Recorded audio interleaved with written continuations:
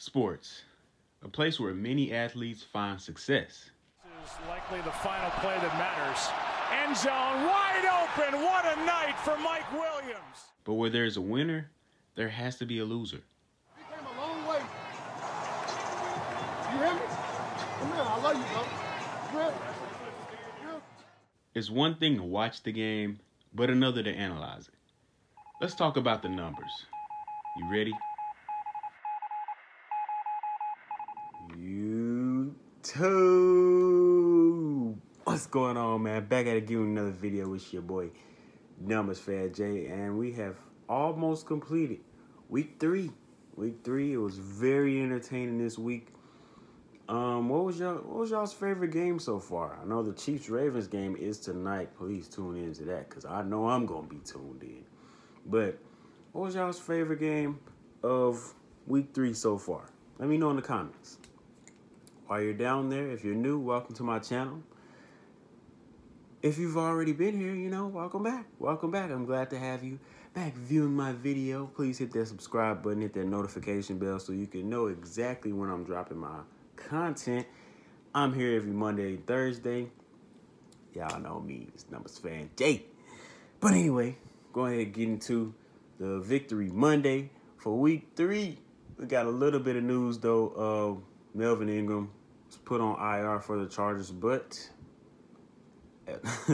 even though it sounds pretty bad, it's like I mentioned a few weeks ago, there's a new rule with the IR this year.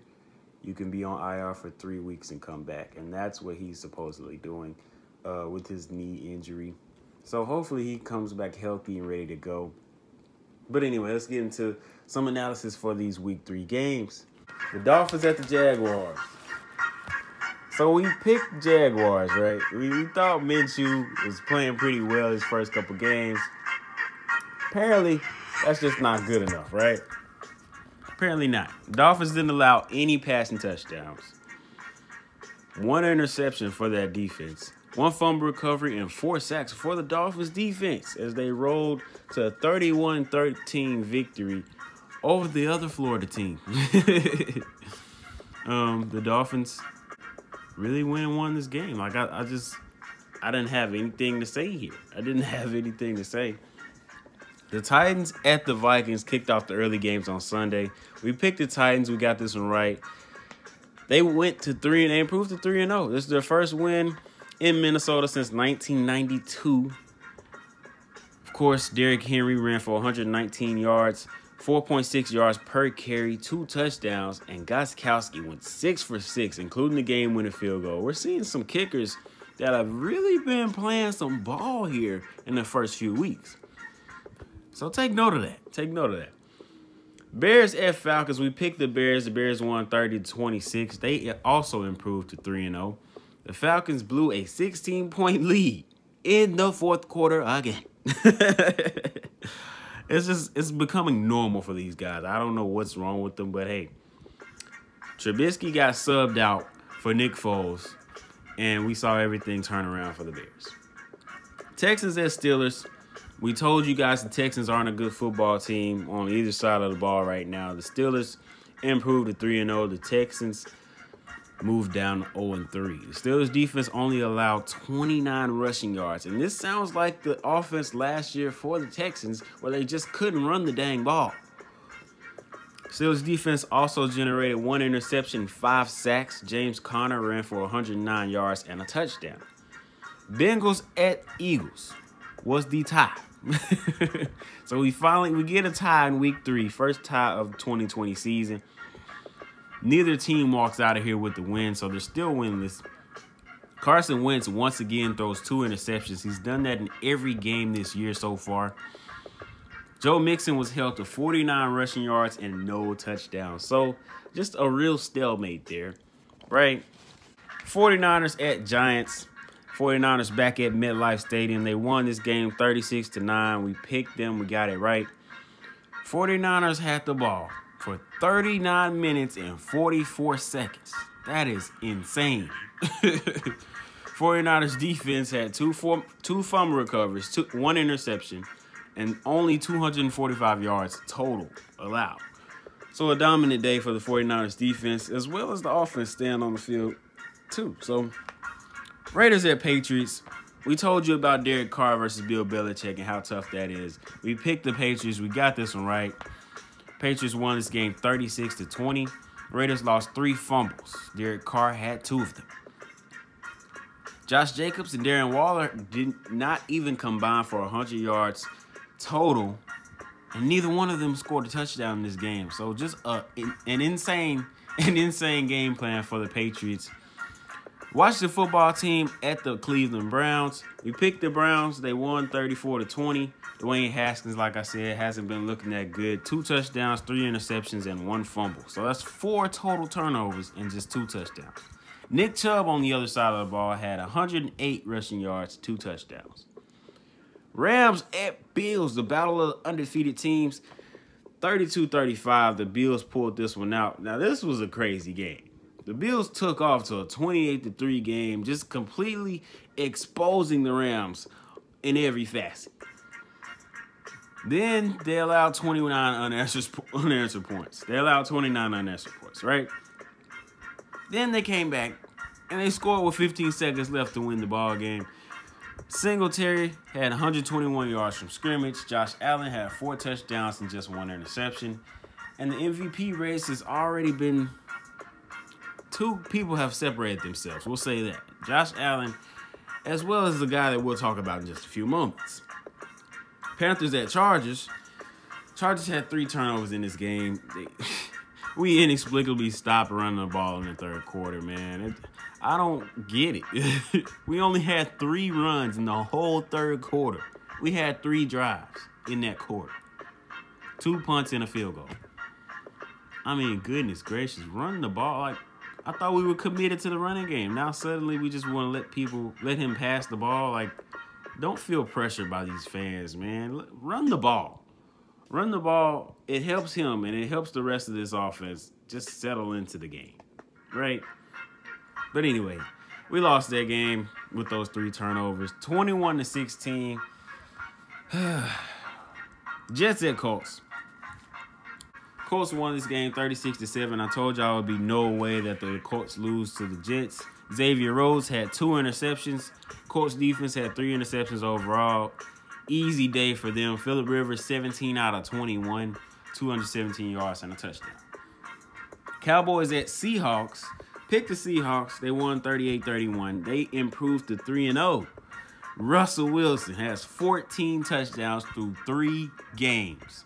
3 weeks of the NFL season. That's a record. That's an NFL record. This game, he had 5. Dak Prescott on the opposite side had 3 touchdowns, 2 interceptions, and a fumble. So 3 touchdowns, 3 turnovers, and you lose the game by 7 points. You still that just shows you still could have won the game. As crazy as that sounds, if he doesn't turn the ball over, like, who knows what happens. But anyway, Buccaneers at Broncos. We picked the Buccaneers. They won 28-10. Buccaneers defense showed up, had 6 sacks, 2 interceptions, 1 fumble recovery. Tom Brady had 297 passing yards and 3 touchdowns. They got the win there. Lions at Cardinals. We picked the Cardinals. They actually lost this game. This is one of the surprises of the week for me, other than my Chargers losing to the Panthers. But anyway. Kyler Murray had 3 total touchdowns, 3 interceptions. As you can see, turnovers is a big, big thing this week. DeAndre Hopkins had 10 catches for 137 yards. Matt Prater, another kicker who did not miss in this game, 4 for 4, including the game-winning field goal at the buzzer for the Lions to get their first win of the season. Packers at Saints ended the Sunday game slate. Breeze versus Rodgers. It did not disappoint. It was a shootout. 37-30, the Packers came out with the win. Kamara had a career day in receiving. 139 yards receiving, 58 rushing yards, 2 receiving touchdowns. Taysom Hill had the only turnover in this game. It was a fumble. As you can see, they lost by 7 points. So the fumble proved to be crucial in the end. The Saints also had 8 penalties to Green Bay's 2. So very well coached on both sides of the ball, but even better coached for the Packers this game. Coach of the week, my pal. Coach of the week and player of the week. My coach of the week this week has to be Sean McDermott, the Bills head coach. Like I said, they started this game off 28-3, completely exposing the Los Angeles Rams. For some reason, the Rams seem to just start 2-0 every year, and it's annoying as crap because it just doesn't mean anything to me. It's like last year, they didn't make the playoffs, but they started 2-0. I think they started 3-0. But anyway, they start that game, like I said, they start that game up 25 points. Then they allow 29 unanswered. How do you get your guys together and tell them, hey, let's just go win the game, right? That's tough. That's tough. It's just a long period of success and then a long period of what the heck. And then it's like, all right, let's go win. It's weird. You got to be a great coach to do that. He gets my coach of the week. Player of the week, Russell Wilson. There's no doubt about it. Russell Wilson throws 5 more touchdowns, sets the NFL record for most touchdowns through 3 weeks.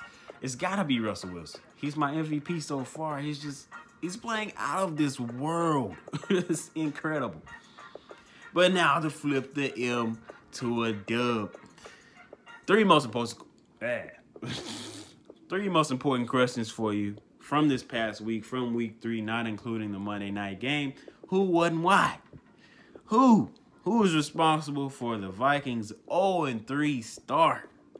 Goodness, man. If y'all watched my division predictions video for the NFC North, I told y'all they were going to struggle on defense because they let go of all their core pieces. Linval Joseph and Xavier Rhodes and all the guys that have been making plays that made this defense what it is, right?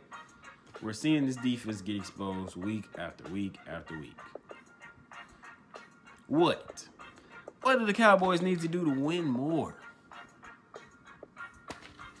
If y'all don't know by now, man, I don't even know. I don't know what you want to hear. I don't know what you want to hear. Y'all answer that. Answer that in the comments. What do the Cowboys need to do to win more? Answer that in the comments. Why? Why is MetLife Field so trash? It's trash. The 49ers had more players get hurt in this game in the same stadium, bro. It's just, I wouldn't even want to play there. Like, I'd probably make up an injury if I was one of them. Anybody else going to play at MetLife Stadium. That is ridiculous, man. But anyway, we'll leave that where it is. Chiefs at Ravens tonight. Don't forget to tune in, of course. Leave a like, leave a comment, subscribe, hit the notification bell if you're new. Thank you for your view. I appreciate you. Just want to remind y'all the undefeated teams coming out of week 3 so far is the Titans, Bears, Bills, Seahawks, and the Packers. Chiefs and Ravens will decide who else comes out undefeated after week 3. It's your boy, Jay. We out of here.